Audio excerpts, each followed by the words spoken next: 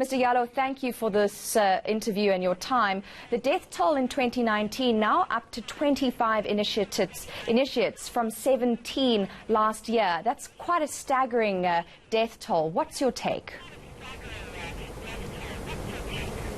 It quite is, and I think most importantly, and first of all, it really our heart as the South African National AIDS Council Men's Sector goes to all the families who and other families have been receiving and celebrating men coming from the initiation schools. The others have received bodies to bury, and this is very unacceptable.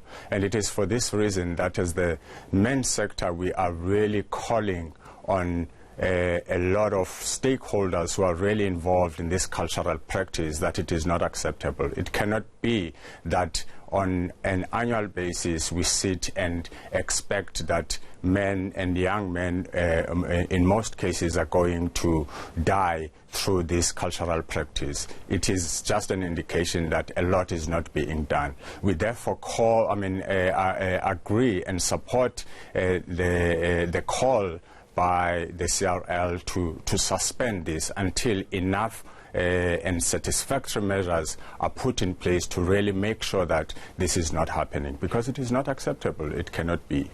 And you rightly point out it not only affects those initiates, but has a ripple effect into families and communities. You've condemned those deaths, but are you confident that calling for the absolute stalling of initiation schools is the right route when this practice is so important to many people and their families? So, and it is really for that reason that a whole lot more really does need to be done. And really, if then there is less confidence, as it seems, if the toll is rising compared to where it was last year, then the best way is to suspend it until something that is satisfactory is done. And until all the stakeholders from government to all the traditional leaders and everybody, including the communities who actually have a very important role to play in really making sure that this is something that is particularly satisfactory is done. And so these are all the things that really need to be done in order to really satisfy everybody who is involved, and especially in the specific areas where these incidences are happening. And when we talk about different stakeholders, what kinds of solutions are you looking for here when it comes to proper practice and government implementation of the right policies to ensure that initiations are safe, healthy and successful?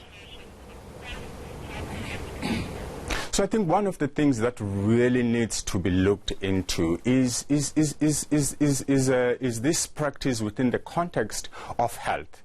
We know in this country and in fact in the world over that there is a direct link between the beliefs, the practices and the attitudes that men have around health. A lot of reports that that we hear are telling us that in fact as part of this whole incidence, of all these incidences, at the center of it is the whole poor health-seeking behavior amongst men, and including the attitudes that men have. So in the initiation schools, you then have an instance where you have a whole group of men who where all of these behaviors really come together, where we have a whole lot of issues around masculinity that really become very much at play, because you have a lot of men and you have these beliefs that, as a man you cannot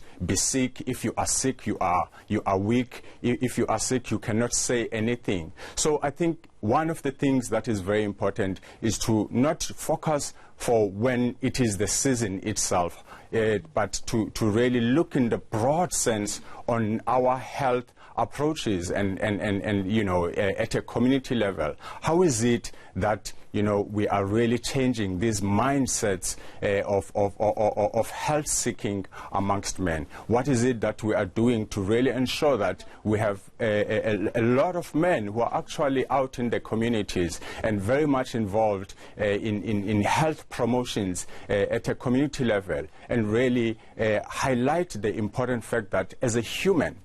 Be it you are a man or you are a woman, you will be sick. And if you are sick, you must seek help. And in fact, when you are sick, we should not be looking at alternatives. We have a lot of other men who are medical practitioners or health workers who are available and to really play a role, because they understand health, they understand what needs to be done in addressing health. So all of those are all the key stakeholders who really need to be part of the process. So there's a whole range of things that really need to be looked into. We can look into the practice on its own. However, at the core, we believe as the men's sector that we should really be addressing through the program that we are actually having of Tagwani Reime, that men need to stand up and have a say on addressing health, because at the core of this